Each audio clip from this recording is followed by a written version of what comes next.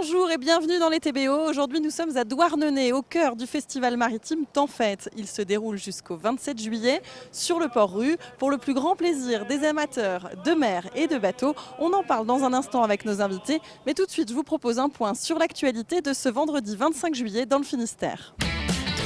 Promouvoir l'aviation légère auprès du grand public, c'est tout l'enjeu du Hop Tour des jeunes pilotes. Ce Tour de France inédit fait escale à la base aéronautique navale de Landivisiau ce vendredi et ce samedi. 45 pilotes font partie de l'événement. Reportage à terre et dans les airs.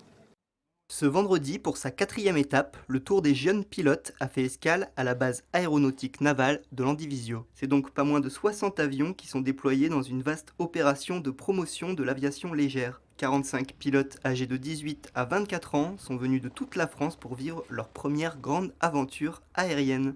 À chaque étape, les jeunes pilotes partagent leur passion avec le grand public. On est les ambassadeurs de l'aviation légère, donc on a pour rôle de transmettre notre passion à des jeunes, donc c'est vraiment super, on peut faire visiter nos avions, c'est quelque chose de très intéressant pour nous. Dans la caravane aérienne de ce grand Tour de France par le ciel, la vedette c'est lui, un Antonov 2 qui date de 1989. 65 enfants du secours populaire ont eu le privilège de faire leur baptême de l'air dans cet avion mythique.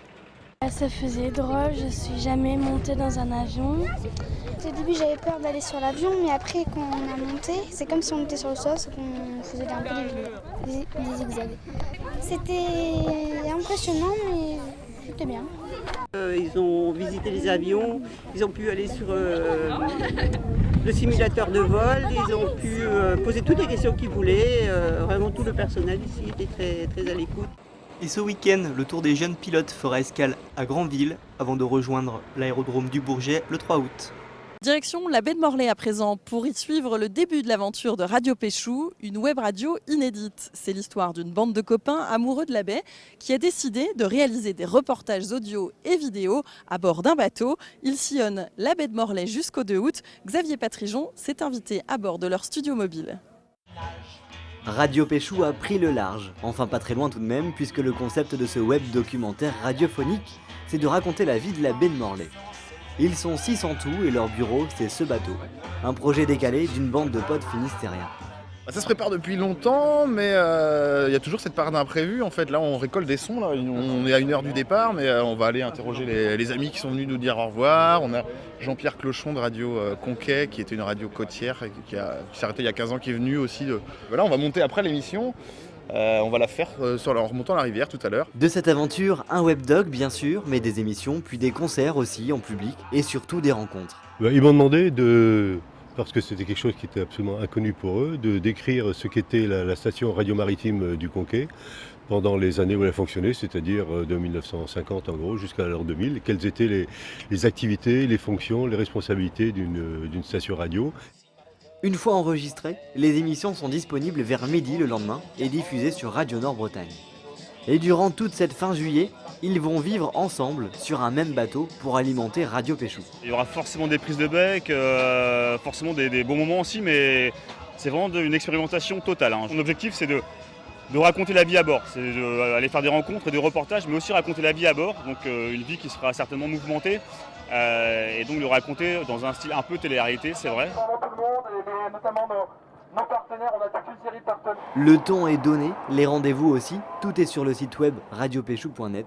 Alors n'hésitez pas à vous approcher du bateau et de ces drôles de marins. Tout au long de l'année, vous avez pu suivre sur TBO les brèves de Philo de Dominique Julien, alias Profilo. Notre chroniqueur est aussi amateur de cyclisme et à l'occasion du Tour de France, il dresse le portrait des grands coureurs qui ont fait les beaux jours du Tour. Après Laurent Fignon et Bernard Hinault, ProVélo clôt la série avec Eddy Merckx. Aujourd'hui, ProVélo vous parle d'Eddy Merckx, alias le cannibale, parce qu'il dévorait ses proies, qu'importe leur comestibilité. Un champion, c'est d'abord une réalité mathématique qu'on nomme un palmarès. Or, le palmarès de Merckx, c'est une algèbre défiant le calcul mental. 3 fois champion du monde, 32 classiques, 11 grands tours, 525 victoires. Non, c'est... Oh ! Mais attention, l'essence d'un champion ne se réduit pas à une réalité quantitative. C'est aussi un style original qui lui permet de se distinguer de ses rivaux et en fait un être unique. Ainsi Merckx se reconnaissait à ses épaules qui oscillaient de la gauche vers la droite. et rappelait les flux et les reflux de la marée dans la mer de Debussy. Voilà en quoi Merckx illustre à merveille le concept baudelairien de correspondance. J'ai rien compris. Non, ou alors c'est moi Non, moi non plus, j'ai rien compris.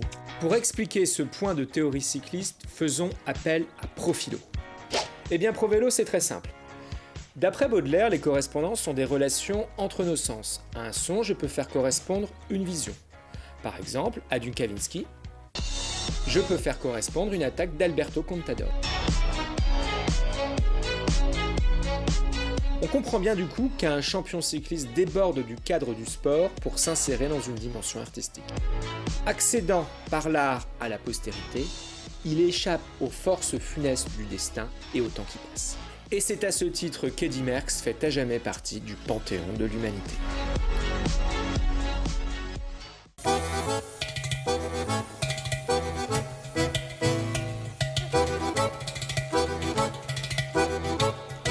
Nous sommes donc à Douarnenez, sur le quai du Port-Rue, au festival maritime Tempête, en compagnie du président. Bonjour, monsieur Hénaf.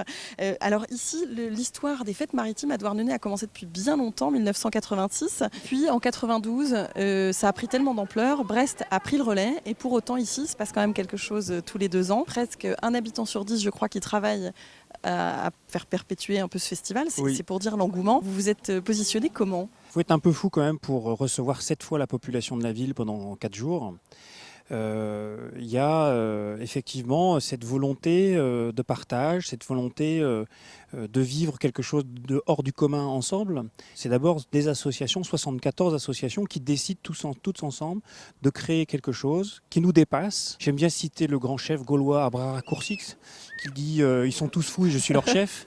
Si on parle un peu du public, qu'est-ce qu'il peut y découvrir ? Parce qu'il y a des animations à quai et puis aussi sur l'eau. Absolument. Alors sur l'eau, il y a toujours de l'étonnement parce qu'on reçoit toujours des bateaux qu'on ne connaissait pas. Cette année, nous recevons Nisois, un boutre omanais de près de 30 mètres qui vient donc de très loin. Et puis à quai, on essaye aussi de faire en sorte qu'il y ait des animations qui donnent à voir, mais aussi à comprendre, parce qu'une fête, c'est une fête de sens. Il faut qu'elle ait du sens, cette fête, pour se renouveler tous les 2 ans. Et donc, par exemple, cette année, beaucoup de choses sur les phares et balises, beaucoup de choses sur la plongée, les scaphandriers, beaucoup de choses sur les cornouailles britanniques, puisque nous recevons une 50aine de bateaux cornouaillais. Aussi une démarche, je pense, assez intéressante pour les personnes à mobilité réduite, pour pouvoir aussi embarquer, pas seulement circuler convenablement ou se stationner à proximité du site, mais aussi embarquer sur les bateaux. Et puis accéder au spectacle, accéder aux concerts. Oui, voilà, parce qu'il y a aussi plein de concerts. Voilà. Merci beaucoup. En tous les cas, je crois que vous êtes plongeur également. Oui. Alors, je vous propose d'aller rejoindre Gilles Cochard, qui lui aussi est un plongeur aguerri. Il va nous parler des fêtes sous-marines.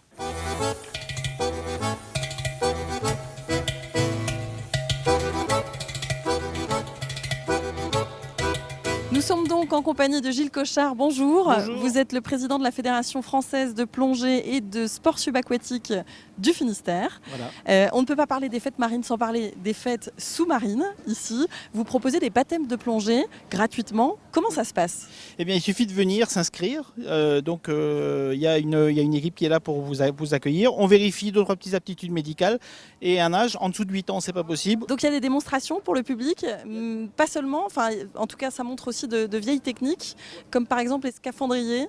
Voilà, il y a des techniques de scaphandrier, scaphandrier 10 pieds lourds, qui est donc un scaphandrier avant le scaphandre autonome, qui a rendu donc la plongée accessible au plus grand nombre. Le scaphandrier pieds lourds, c'est Tintin dans le secret de la licorne. Et alors les scaphandriers pieds lourds, eux, étaient carrément reliés à la surface. Toujours, il y a toujours eu un tuyau qui, rappelez-vous, les Dupont qui pompait, c'était voilà, il y avait un tuyau qui reliait à la surface. Et les scaphandriers autonomes aujourd'hui sont des gens qui vont avec une bouteille sur le dos et il n'y a rien qui les relie à la surface. C'est ça, en gros, ça a transformé la position debout à une position allongée. Et c'est ça qui a révolutionné la plongée, en gros, dans les années 30, dans les années 20-30 du 20e. Le Finistère est un département côtier. Alors, quel type de surprise sous-marine nous réserve-t-il ? Alors, c'est le département le plus côtier de France, c'est environ 1200 km. Et ce qu'il faut savoir, c'est qu'il y a surtout plein de surprises en fonction de l'endroit où vous êtes. Moi, j'ai la chance, en tant que président de comité départemental, de plonger un petit peu partout dans le nord, région d'Iroise et dans le sud. Et on ne fait pas du tout les mêmes plongées. Il y a quoi ? Des épaves, des poissons ? Alors, les épaves, il y en a énormément et des épaves accessibles. En fonction de l'endroit où vous plongez, vous avez des épaves qui sont plus ou moins accessibles parce qu'elles sont plus ou moins profondes. Mais en gros, je crois que c'est 3 000 à 4 000 épaves rien que sur le littoral finistérien. Pour susciter des vocations, évidemment, vous êtes là tout le long du festival, pendant 4 jours. Dans 4 jours, on va être là, proposer des baptêmes avec une équipe de moniteurs, donc bénévoles du département. Tout au long de l'année, demain, dans le Finistère, il y a environ 50 structures qui sont capables de vous accueillir. Merci beaucoup Gilles, merci à tous de nous avoir suivis. C'est la fin de cette émission. Vous retrouverez les ETBO lundi. Très bon week-end à tous.